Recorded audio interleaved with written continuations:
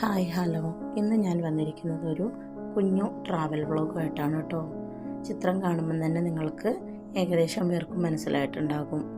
2024 July 31 അർദ്ധരാത്രിയിൽ വയനാട്ടിൽ നടന്ന ഉരുൾപൊട്ടൽ ദുരന്തം ഇന്നും കേരള ജനതയാകെ മറക്കാതെ നിൽക്കുന്ന ഒരു ദുരന്തം കൂടിയാണ് ഈ വയനാട് ഉരുൾപൊട്ടൽ. അപ്പോൾ ഞങ്ങൾ പെരുന്നാളിൻ്റെ തലേ ദിവസം ചൂരൽമല ഒന്ന് സന്ദർശിക്കുകയുണ്ടായി. അപ്പോൾ കൃത്യമായിട്ട് പറഞ്ഞാൽ 1 വർഷവും 10 മാസവും ആയി. ഇന്ന് ഇവിടുത്തെ അവസ്ഥ ഈ ഒരു രീതിയിലാണ്. അന്ന് 24 മണിക്കൂർ കൊണ്ട് നമ്മുടെ കരസേനാ വിഭാഗം തയ്യാറാക്കിയ ബെയിലി പാലമാണ് ഇത്. നമുക്ക് കണ്ണ് നിറഞ്ഞുകൊണ്ടല്ലാതെ ഇപ്പോഴും അവിടുത്തെ കാഴ്ചകൾ കാണാനായിട്ട് പറ്റുകയില്ല. ധാരാളം വിനോദസഞ്ചാരികൾ ഇവിടം സന്ദർശിക്കാനായിട്ട് വരുന്നുണ്ട്. ഇതാണ് ചൂരൽമല സ്കൂള്. ചൂരൽമലയിലെ നിരവധി വിദ്യാർത്ഥികൾക്ക് അറിവ് പകർന്നു നൽകിയ ഉണ്ണിമാഷിൻ്റെയും കുട്ടികളുടെയും സ്കൂള്. ഉരുള് ഒഴുകി വന്ന ചൂരൽമല പുഴയാണ് തൊട്ടടുത്തായിട്ട് കാണുന്നത്. ഒരു കുഞ്ഞു പുഴയായി ഒഴുകിയിരുന്ന ആ ഒരു ഭാഗമാണ് ഇത്രയും വീതിയിൽ. നമുക്ക് ഇന്നും കാണുമ്പോഴൊക്കെ അന്നത്തെ ആ ഒരു രാത്രിയെ ഒരിക്കലും മറക്കാൻ കഴിയാത്ത വിധം അതിഭീകരമാണ് ഇപ്പോഴും അവിടുത്തെ അവസ്ഥ. അന്നൊഴുകി വന്ന പാറക്കല്ലുകളും മറ്റുമാണ് ഇപ്പോഴും ഇങ്ങനെ കുന്നുകൂടി കിടക്കുന്നത്.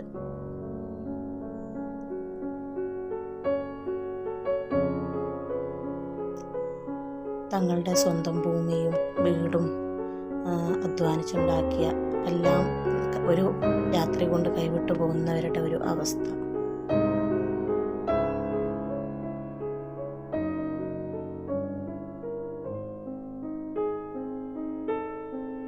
ഇവിടെയായിരുന്നു ചൂരൽമല ക്ഷേത്രം സ്ഥിതി ചെയ്തിട്ടുണ്ടായിരുന്നത്.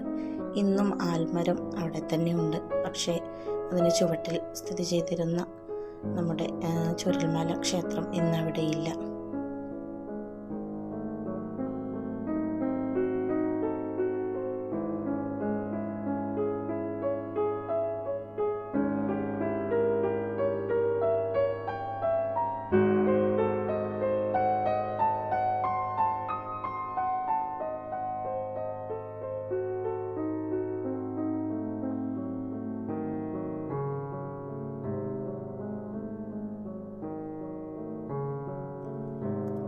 ഇവിടെ കുറച്ച് സമയം ചിലവഴിച്ചതിന് ശേഷം പിന്നീട് ഞങ്ങൾ പോയത് അട്ടമല ഗ്ലാസ് ബ്രിഡ്ജ് കാണാൻ വേണ്ടിയിട്ടായിരുന്നു.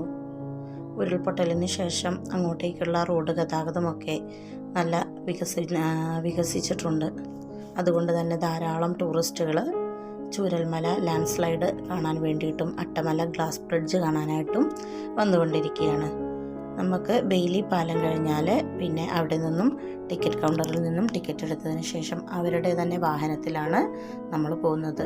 നമ്മുടെ സ്വകാര്യ വാഹനങ്ങളൊന്നും അങ്ങോട്ടേക്ക് പ്രവേശിപ്പിക്കുന്നില്ല. പ്രധാനമായും അട്ടമലയിലേക്ക് പോകാൻ വേണ്ടിയിട്ട് ജീപ്പ് സർവീസാണ് ഉള്ളത്. അതുതന്നെ മിക്ക ഡ്രൈവേഴ്സും അവിടെ ഉരുൾപൊട്ടലിൽ വീടും ഒക്കെ നഷ്ടപ്പെട്ട അവിടെ തന്നെ ഉണ്ടായിരുന്ന ടാക്സി ഡ്രൈവേഴ്സും കൂടിയാണ്. ഞങ്ങൾ പോയ വണ്ടിയിലെ ഡ്രൈവറും അങ്ങനെ അതിൻ്റെ ഒരു ഭാഗ്യപത്രമായിരുന്നു എന്ന് തോന്നുന്നു. അദ്ദേഹത്തിൻ്റെ സംസാരവും ഒക്കെ കേട്ടപ്പോൾ അങ്ങനെയാണ് നമുക്ക് മനസ്സിലാക്കാൻ പറ്റിയത്.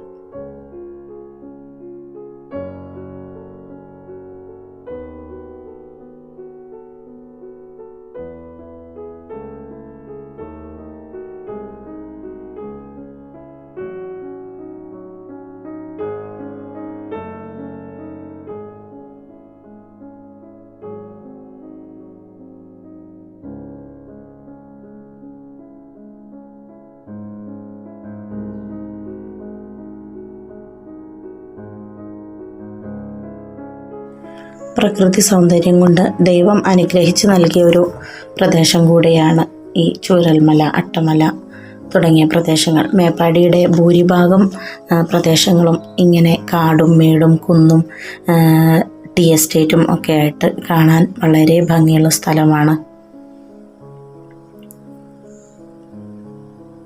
രണ്ട് സൈഡും തേയിലത്തോട്ടങ്ങളാണ് നമുക്ക് കൂടുതലായിട്ടും കാണാൻ കഴിയുന്നത്.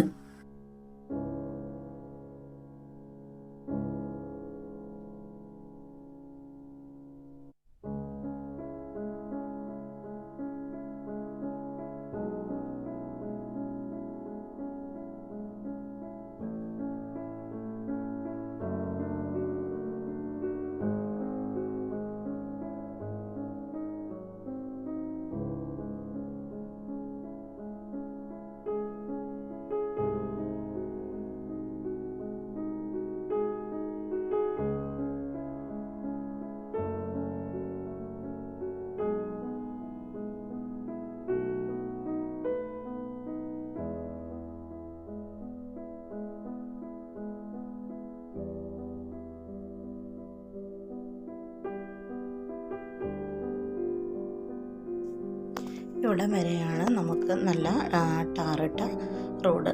അത് കഴിഞ്ഞ് കഴിഞ്ഞാൽ പിന്നെ മൺ റോഡാണ്. അട്ടമല ഗ്ലാസ് ബ്രിഡ്ജിലേക്കുള്ള പ്രധാന വഴിയാണ് ഇത്. മഴക്കാലത്ത് യാത്ര കുറച്ച് ദുർഘടമായിരിക്കും.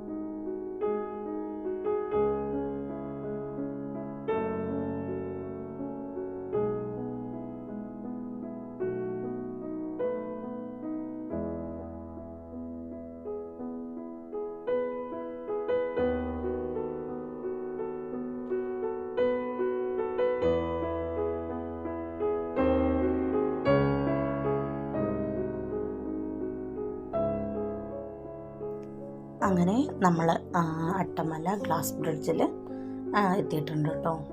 അപ്പോൾ ഇവിടെ നിന്നും നമ്മൾ നോക്കുമ്പോൾ വലത് സൈഡിൽ താഴെ ഭാഗത്ത് ദൂരെയായിട്ട് നമുക്ക് ഉരുൾ ഒഴുകിപ്പോയ ആ ഒരു ഭാഗങ്ങൾ കാണാൻ പറ്റും കേട്ടോ. ഇതുവഴിയാണ് ചൂരൽമലയിൽ നിന്നും ഒഴുകി വന്ന ഉരുളിൻ്റെ അവശിഷ്ടങ്ങൾ, അതേപോലെ മൃതശരീരങ്ങളൊക്കെ ചാലിയാർ പുഴയിലേക്ക് എത്തിയിട്ടുള്ളത്. അപ്പോൾ ആ ഒരു ഭാഗം കൂടെ നമുക്ക് ഈ ഗ്ലാസ് ബ്രിഡ്ജിൽ നിന്നും നോക്കിയാൽ കാണാവുന്നതാണ് കേട്ടോ.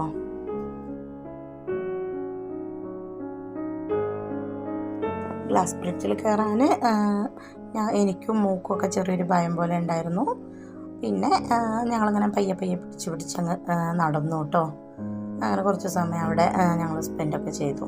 അപ്പോൾ എൻ്റെ വീഡിയോ ഇതുവരെ സബ്സ്ക്രൈബ് ചെയ്യാതെ കാണുന്നവരാണെങ്കിൽ ഒന്ന് സബ്സ്ക്രൈബ് ചെയ്യണേ. അതോടൊപ്പം തൊട്ടടുത്തുള്ള ബെല്ലൈക്കൺ കൂടി ഒന്ന് എനേബിൾ ചെയ്തിട്ടുണ്ട് കേട്ടോ. ഇനി മറ്റൊരു വീഡിയോയുമായിട്ട് മറ്റു പുതുവിശേഷങ്ങളുമായിട്ട് അടുത്ത വീഡിയോയിൽ നമുക്ക് കാണാം. അതുവരേക്കും എല്ലാവർക്കും താങ്ക്സ് ഫോർ വാച്ചിങ്.